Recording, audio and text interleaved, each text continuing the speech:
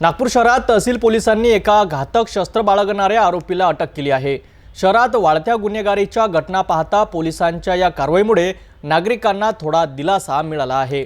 नागपूर शहरातील तहसील पोलिसांच्या तपास पथकाने 23 जुलै रोजी दुपारी 1:10 सुमारास गस्त घालत असताना गार्ड लाईन बोगद्याजवळ एक इसम घातक शस्त्र बाळगून असल्याची गोपनीय माहिती त्यांना मिळाली आहे।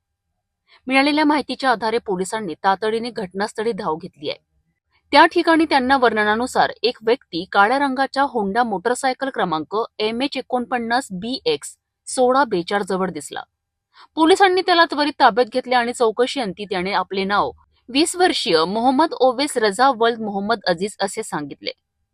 त्याची अंकझडती घेतली असता त्याच्या ताब्यातून सुमारे 500 रुपये किमतीचे एक लोखंडी भाल्याचे पाते आणि 40,000 रुपये किमतीची मोटरसायकल असा एकूण 40,500 रुपयांचा मुद्देमाल जप्त करण्यात आलाय।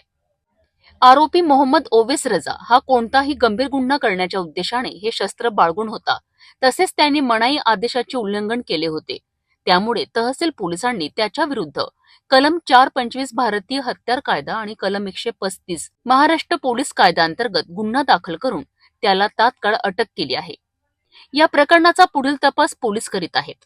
तहसील के डीबी पथक के इंचार्ज रसूल शेख और उनके अधीनस्थ पथक ग्रेड PSI राजेश सिंह ठाकुर, इनको गोपनीय माहिती मिली थी कि गाइडलाइन परिसर में एक आरोपी जो धारदार शस्त्र साथ में लेकर घूम रहा है। मिली हुई बातमी की खातिर करने के लिए जब पथक स्पॉट गाइडलाइन परिसर में पहुंचा, तब उनको मोहम्मद ओवेस रजा वल्द मोहम्मद अजीज उम्र 20 साल यह घातक शस्त्र के साथ में मिलकर आया। उस वक्त वहीं पे उसका जब्ती पंचनामा करके उसके पास की हीरो होंडा गाड़ी और घातक शस्त्र ताबे में लेके कलम 425 भारतीय हत्यार कायदा के अनुसार यह कार्रवाई पुलिस स्टेशन तहसील में की गई है।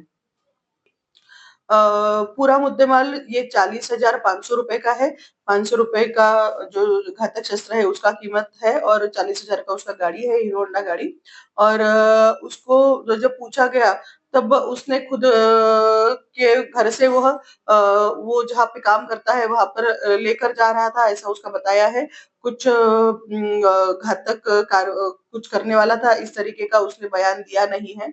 और उसमें और हम इन्वेस्टिगेशन कर रहे हैं कि सचमुच वो किस लिए उपयोग में लाने वाला था।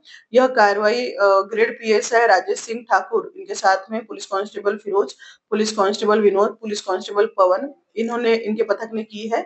और यह कार्रवाई हमने माननीय रविंद्र सिंह सिंगल पुलिस आयुक्त, माननीय जॉइंट CP नवीन चंद्र रेड्डी, माननीय एडिशनल CP राजेंद्र दाभाडे, माननीय DCP मदनेसर, माननीय ACP मोरे मैडम, इनके मार्गदर्शन में की है।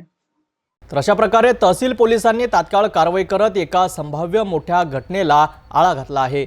नागपूर शहरात कायदा आणि सुव्यवस्था राखण्यासाठी पोलीस दल सातत्याने प्रयत्नशील आहे। या आणि अशाच बातम्यांसाठी पाहत रहा सिटी न्यूज।